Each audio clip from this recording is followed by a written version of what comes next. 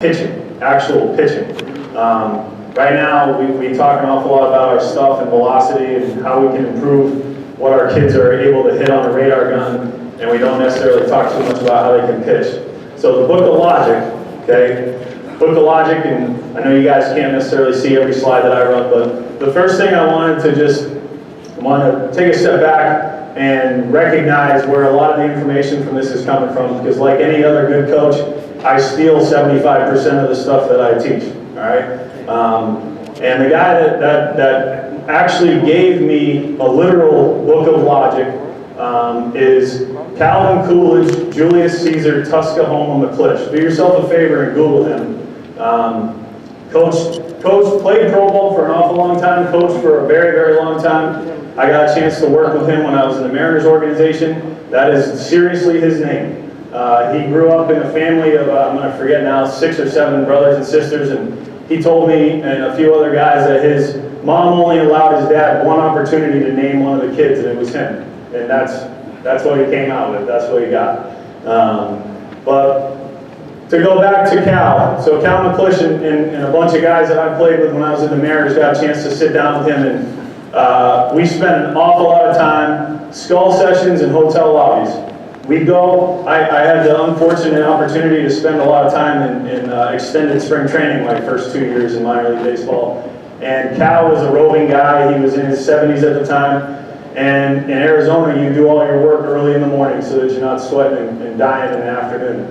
And we'd finish up, and by midday, we'd be back in the hotel. And literally, we'd just sit around and talk about pitching, talk about baseball. And eventually, Cal said, hey, you guys seem like you're pretty invested in your craft.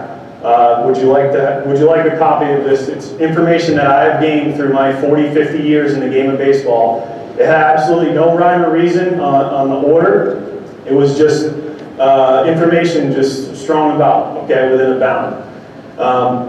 Velocity and stuff, okay? Velocity and stuff are an overwhelming concern right now. Overwhelming concern.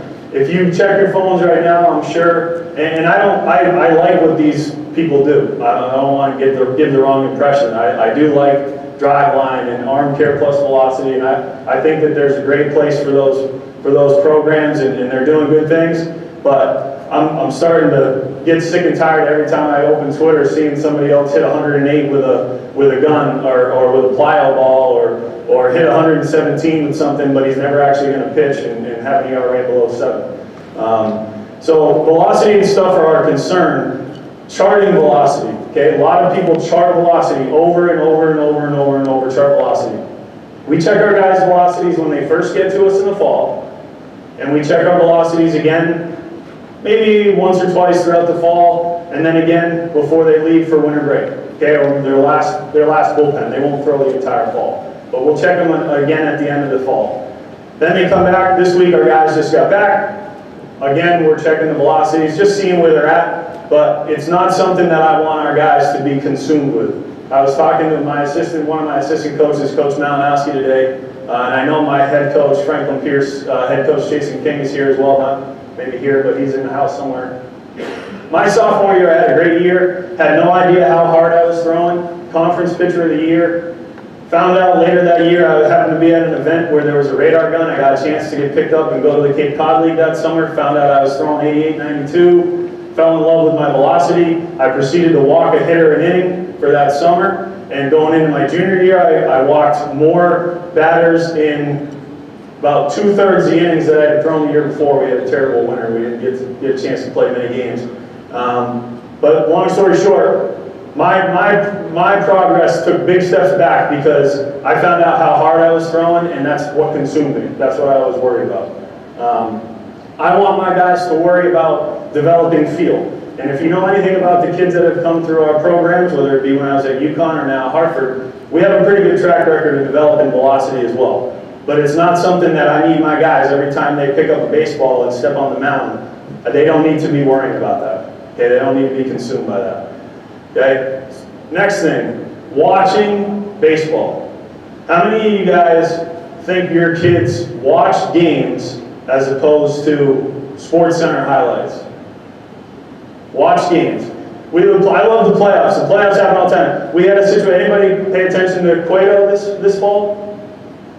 I don't like to interact, so I'm going to need someone to be brave enough to answer.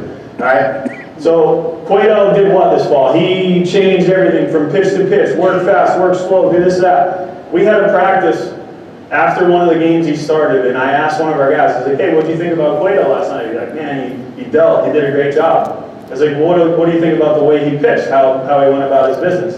He's like, well, what do you mean? I'm like, how do you not notice that? how do you watch that game and not notice that? All right, and what I'm telling you, I think all these guys are doing, just like I'm talking about the tweets, and you're just getting little tidbits of information throughout the day.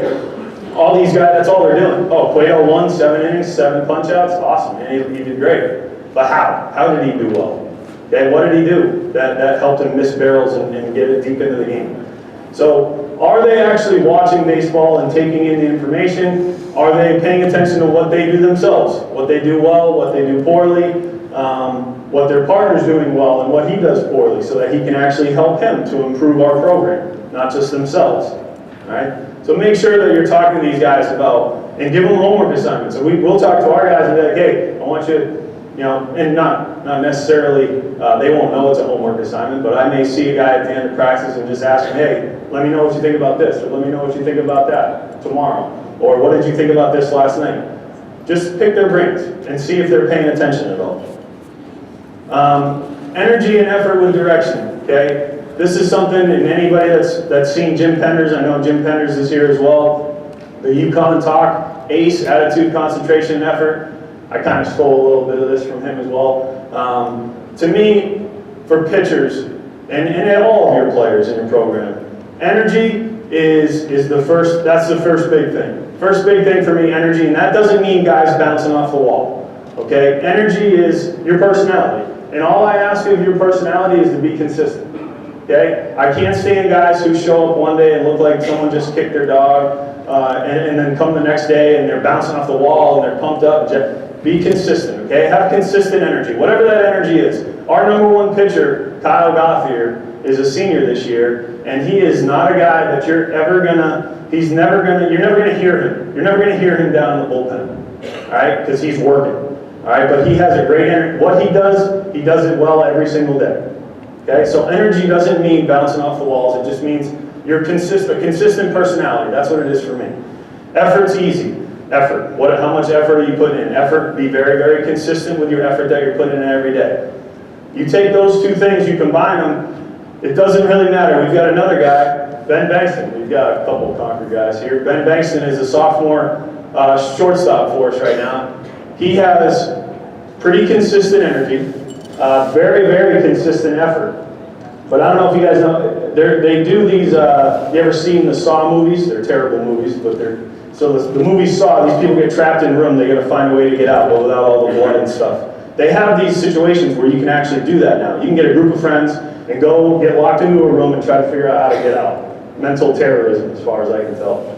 All right? But Ben Bankston would be in that room, and there could be a table with all the instruments that you have to try to get out of the room, and it would have a number of different things. One would be a sledgehammer, one would be a key. Ben would smash the door 50 times before he ever tried to see if the key would unlock it.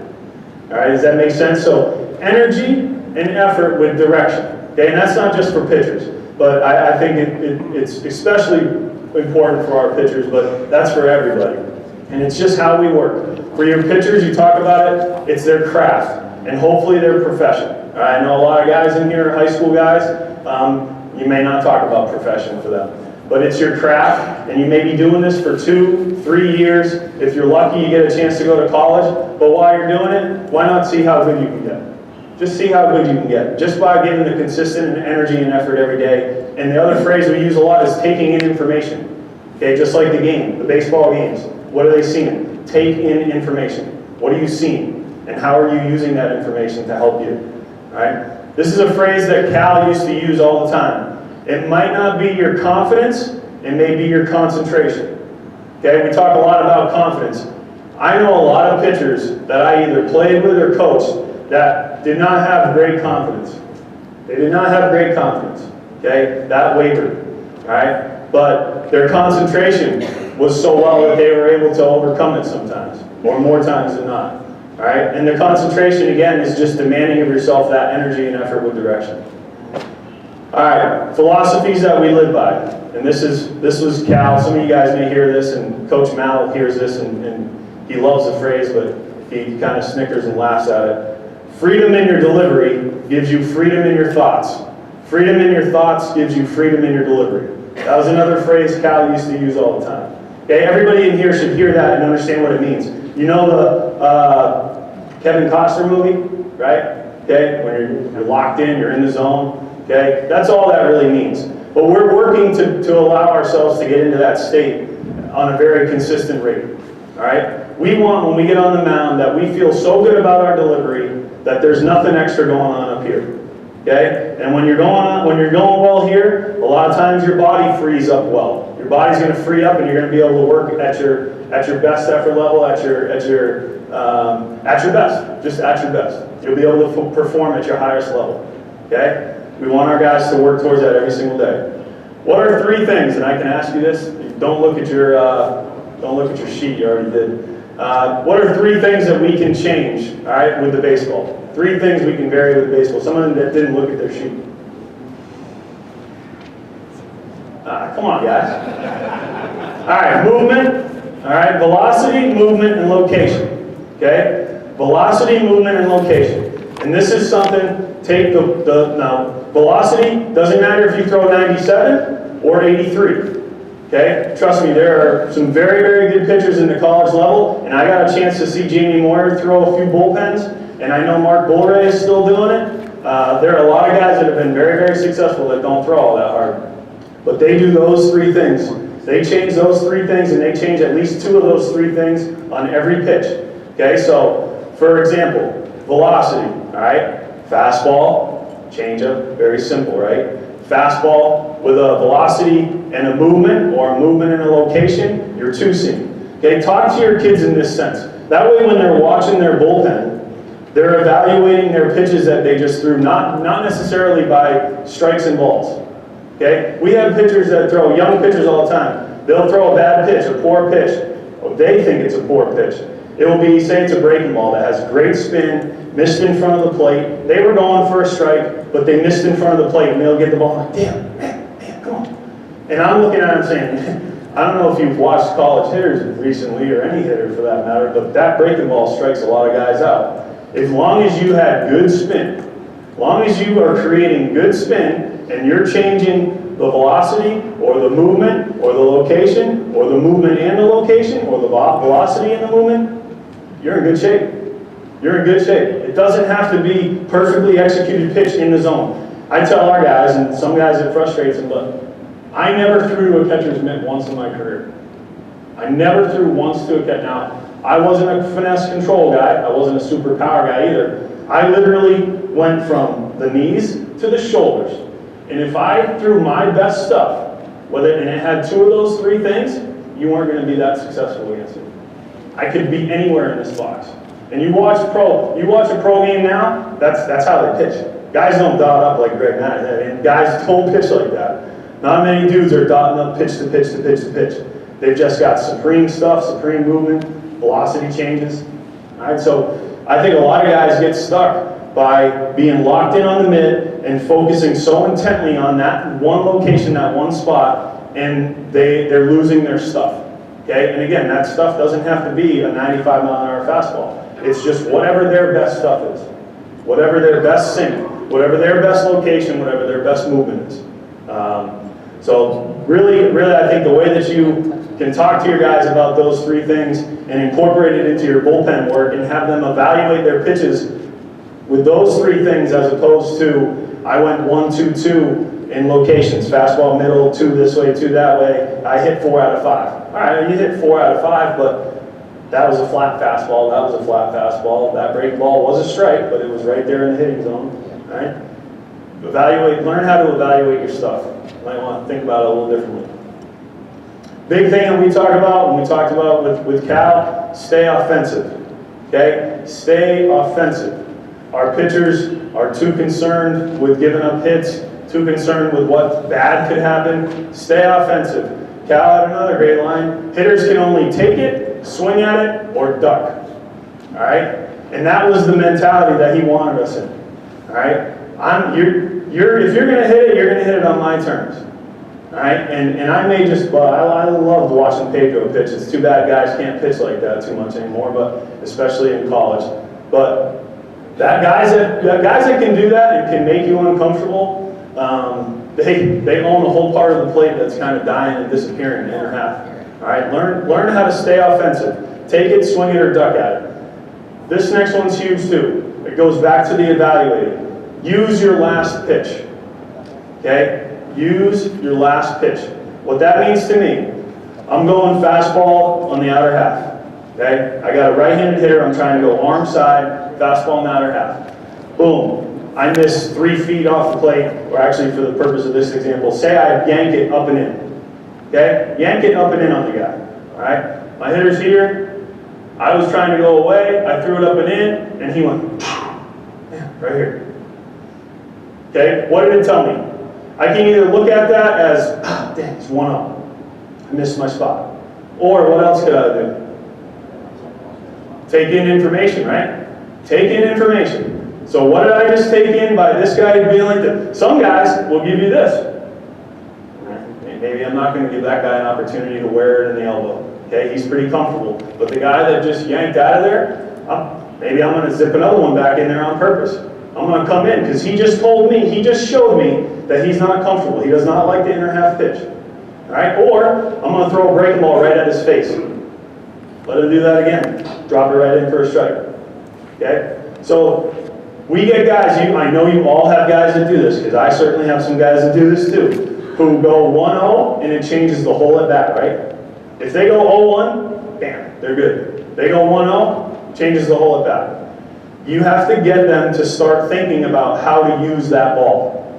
Okay, they just went 1-0. Big deal. I'll tell you the other thing too, it's actually better to go 1-0 now than it ever used to be. All those hitting things we used to see before about guys in 0-0 counts, guys get smashed on 0-0 counts now. Okay, why do you suppose it is? Because for however many years now, pitching coaches have been telling their pitchers how important the first pitch strike is, so the hitting coaches have used it against us. And they're being super aggressive. So those guys hit. Batting average 1-0 now for our staff, and can't speak for every college staff, but a lot of pitching staffs out there, your batting average 1-0 is lower than 0-0. Okay? So consider that. Again, it's all how you frame these things. Learn how to use the last pitch and understand that going 1-0 it's not the end of the world. Okay? It's not the end of the world. Find a way to take that one not executed pitch and flip it in your favor. Okay? See the hitter. Okay, we already kind of hit on that a little bit.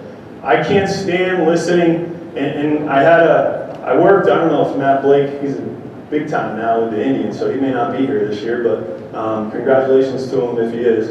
But we got a chance to work at camp this fall where Matt was there, and a few high-profile pro guys were there. Some guys that just got drafted the last couple of years, and I was listening to a conversation they were having. And they were talking about their catchers calling the game for them. And they were talking about, I got enough stuff to worry about on the rubber. I just let him just call it, I'll throw it. All right, call it, I'll throw it. You guys ever heard any stories? You ever read anything about Greg Maddux? Anybody remember his personal catcher? I'm forgetting his name now. No, he wouldn't let Javi catch him. No? No, Charlie for a little while, and then there was another one after him. I can't remember, Latin guy, but he wouldn't let him call the pitches for the longest time, and then he finally turned it over and let him start taking it. Pedro Martinez, there's no way that dude was throwing whatever the guy threw down. All right, just hearing that, I couldn't help but think to myself, like, what do they mean? Like, I never wanted to be on that mound and be putting the control of the game and what was going to happen to me and our win, our loss. No one's decided. I'm the one who's got the greatest view in the house. I've got a great view. I can see how the hitter reacts to every single pitch. Okay? So and again, I'll go back to the example from before. When a guy takes a pitch, he will give you a lot of information. And I'll give you another great example that Pedro talked about in probably the next slide or two. Okay, that's even before the pitch comes. But just how that guy takes a pitch, you can get a lot of good information. All right, so see the hitter. See how they react to the pitch. And again, just like we said, use the last pitch to your advantage. use what the hitter's giving you for information. Is he comfortable? Is he taking extra time out of the box? Right? Is he changing his gear up or adjusting his gear more than he did the last at bat? All that stuff will give you an edge. Okay?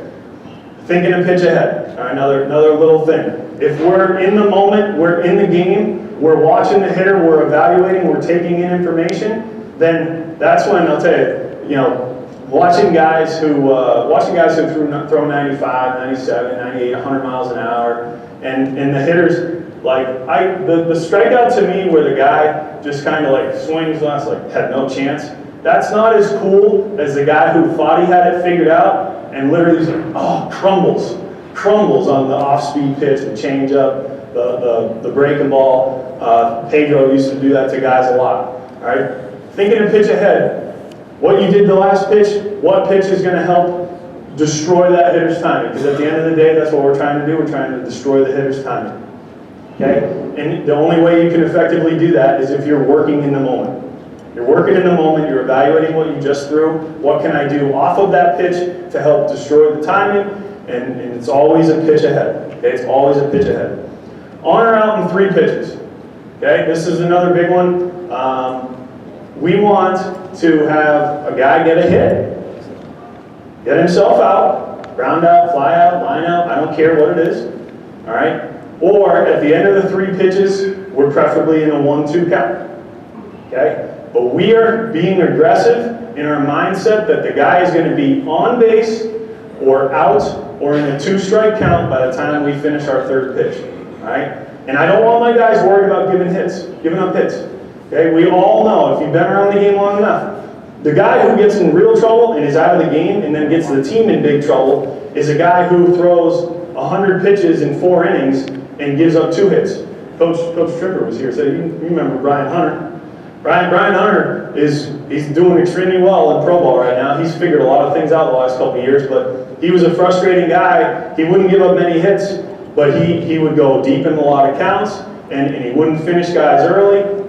And he never go as far into the game as he could, as he was capable to do. All right. Now Kyle Gauthier, another guy Coach Trimmer knows, Kyle Gauthier has, don't tell him this, terrible strikeout ratio.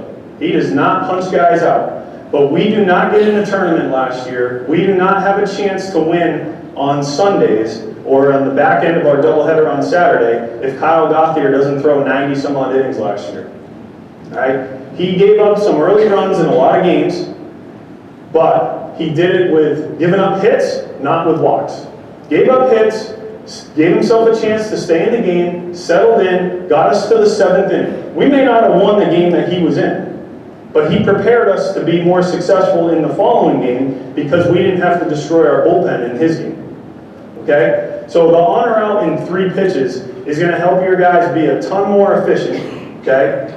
A lot more efficient, and they may not have the strikeout numbers that are sexy and that they want, but they're going to get early outs, and if they give up hits, they could give up 2-3 runs off 4 or 5 hits, but if they didn't walk anybody, they're probably out of the inning in 20 pitches, as opposed to a 35 pitch inning where they gave up 2 hits and walked 3 guys.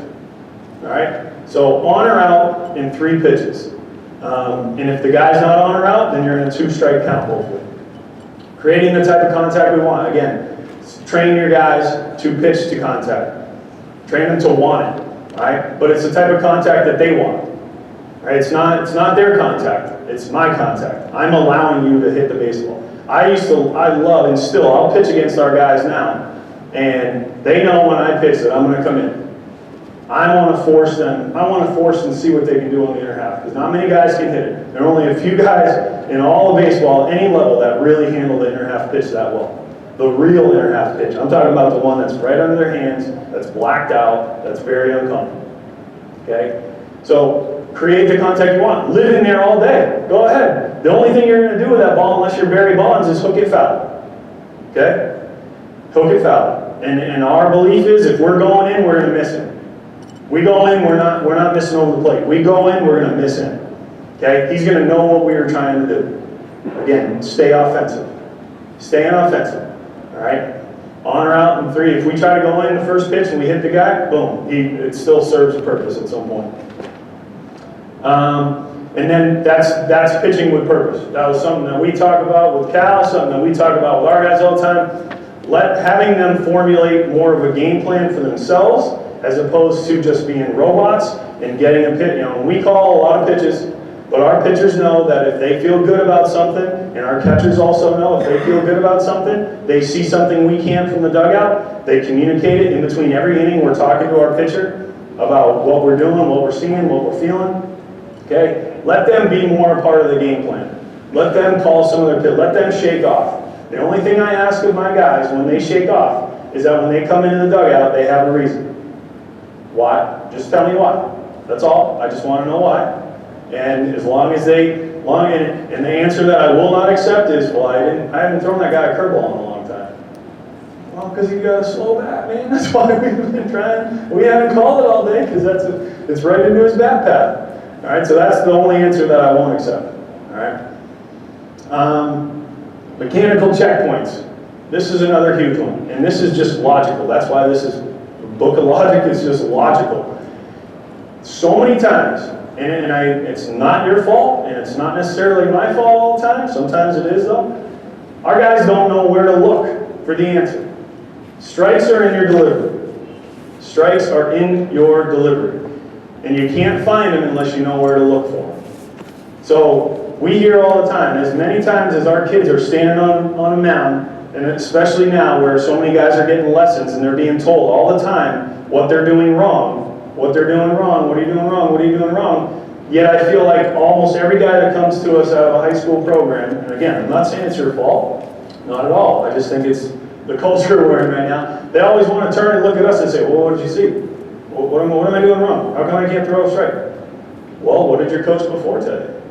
What have I told you 30 times? I love summer ball. Summer ball is awesome because every pitching coach in the country in summer ball is 10 times smarter than me because they said something that we've said 50 times and somehow it clicked in. So I don't care though. That's what's great about summer ball on the other side because Coach Testo is here. He can fix guys. I don't care. Fix our guys. Somebody can fix the guys while they're gone for the summer. But strikes are in your delivery. They have to know where to look for them. Make sure that you finish bullpens and they can tell you, they can verbalize to you, these are my flaws and these are how I fix them. Because if they can't verbalize that to you and they can't show you what it looks like on the mound, then they're never going to make the adjustment in the game. They're never going to do it. So strikes are in their delivery. You got to find your control, you got to know where to look for it. Okay? Identifying hitters' strengths and weaknesses. Okay, this is a big one too. We go through this thing every fall with our hitters, and I love this one. BP, okay, BP is a mirage. BP is a bunch of bull. Because almost every hitter in BP does what? Smashes pull side, usually, okay, especially young hitters. Smash pull side. So what do young hitters always say, or young pitchers always say? Like, man, he crushes the inside pitch. I gotta stay out here. Gotta stay out here. Okay? It's not necessarily the case. Most times, if you're actually behind watching a BP case, because I know watching our guys, most of the balls they're hitting are middle of the plate. Most of the balls they pull are middle of the plate. Watch BP and look for not the good swings, but look for the bad swings. What did he roll over? What did he get jammed on? All right, where do I think that pitch was? What did he do after? Again, take in information. After he got jammed, how uncomfortable was he? Did he shake the hand out? Did he look frustrated? Did he come out of the cage, MFing the guy throwing BP? All right, take that information. BP, you'll have a bad plan going into a game if you go off of just BP. Okay, because a lot of guys are good hitters at BP and not necessarily good game hitters. What else to look for in batting practice? You're evaluating another hitter or during the game, stance. Okay? What do people think about guys that have a low, narrow crouch? Somebody throw something out there. Somebody that has a low, narrow stance. What do they probably hit like? I'm thinking Jeff Bagwell, but that's just because I'm at Hartford. Nothing? Usually depends on the size and shape of the guy too. You got to take that into consideration. But a lot of our high school, a lot of our college guys that are low, little narrow stance hitters, they're usually going to be your little inside out, little gap to gap guys. Okay? How about the guys up here, like George Springer's, tall. Look at those guys. They usually want to lift. They usually want to lift. Okay? They usually want to lift. Now, it doesn't mean they can. It doesn't mean they're capable. All right? That's the other part you have to evaluate, because a lot of high school hitters think they can lift. It doesn't necessarily mean they can. All right? But we're going to look at the stance. We're going to take the swing path. We're going to take in that information and evaluate it. All right? And it's going to tell us how to pitch the guys. When I watch BP, I rarely watch where the ball ends up. Rarely watch where it travels to. I just want to see what's his stance, where are his hands, okay? Is there a leg kick? What's the load? Okay, what are those things? All right, and we'll evaluate. We can evaluate and basically be able to tell you what type of hitter that guy is without even seeing the result. Okay, how about your open stance guys? Open stance guys. What do they want to do? It depends on where their leg finishes, depends on if they cut themselves off, or depends on if they stay here. But if they stay here, they really want to try to hook. They want to try to hook. Okay, it's simple. Closed off guy. We've got a guy right now who's a little closed off. He wants to go oppo. He doesn't get to the inner half pitch that well. All right, it's as simple as just looking at how they're set up. All right. Now this was the cool thing. Was looking at some videos in the weeks before this, and bat angle too is a big one for me. Okay, bat angle is a big one. And Pedro Martinez, you should Google this and look it up. There was a thing that Pedro had. I believe Harold Reynolds was in it as well.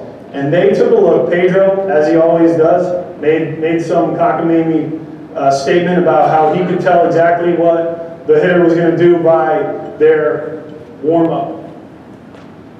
Little waggle, okay? Their little waggle. And Harold Reynolds and the other guy were kind of like, oh, really? Yeah, right. And then they showed some hitter. They went and dug up some video.